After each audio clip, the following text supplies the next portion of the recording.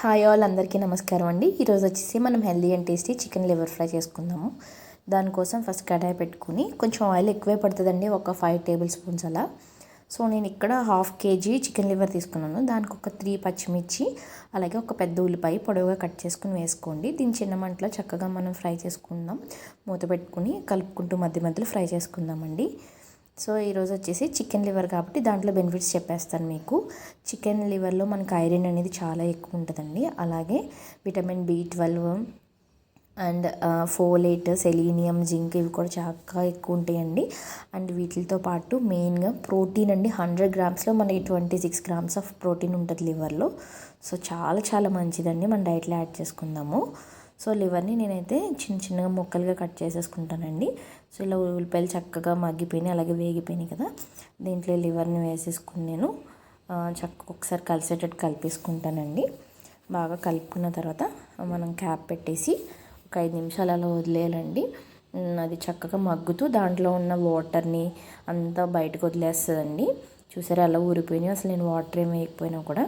So ఆ వాటర్ని use చేసుకుంటే ఇది మగ్గుతూ, అలాగే ఆ వాటర్ అంతా ఎగిరిపోయే వరకు కూడా మనం ఇలా చక్కగా కలుపుతూ ఉండాలండి మధ్య మధ్యలో.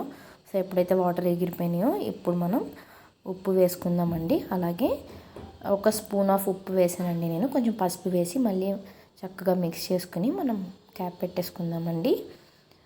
సో లివర్ని మళ్ళీ ఎంత మంచిది కదా అని చెప్పి డైలీ నేను తినేస్తాను, ఎక్కువ తినేస్తాను అంటే అది మంచిది కాదండి. లివర్లో విటమిన్ ఏ అనేది ఎక్కువ ఉంటుంది.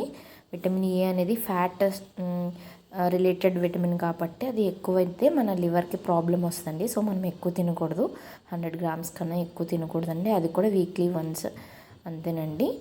సో లివర్ ఎప్పుడైతే చక్కగా మగ్గింది, ఇప్పుడు నేను అల్లం వెల్లిపాయ పేస్ట్ వేసి కలిపించుకున్నానండి. అది కూడా చక్కగా మగ్గిపోయింది. సో ఈ స్టేజ్లో నేను ఇప్పుడు టేస్ట్కి సరిపడా కారం వేసుకుంటున్నానండి. నేను 1 స్పూన్ వేసుకున్నాను, నాకైతే ఇది సరిపోద్ది. పచ్చిమిర్చి కూడా వేసుకున్నాం కదా, సో దాని దృష్టిలో పెట్టుకుని చూసుకుని వేసుకోవాలండి.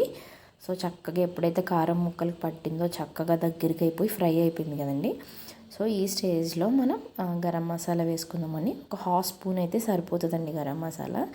చికెన్ అయినా, లివర్ అయినా, మటన్ అయినా దేనికన్నా ఒక 1/2 స్పూన్ కన్నా ఎక్కువ వేసుకుంటే మనం తినలేమండి, ఘాటు ఎక్కువ అయిపోతుంది. సో ఇది కరెక్ట్ కొలతండి. సో ఇంకా అంతా రెడీ అయిపోయిన తర్వాత కొత్తిమీర వేసేసుకుని చక్కగా ఒకసారి కలిపేసేసుకుని స్టవ్ ఆఫ్ చేసేసుకుంటామేనండి. యమ్మీ యమ్మీ అండ్ టేస్టీ అలాగే హెల్దీ లివర్ ఫ్రై రెడీ అయిపోయిందండి. మీరు కూడా మీ డైట్లో కంపల్సరీ యాడ్ చేసుకోండి. Thank you.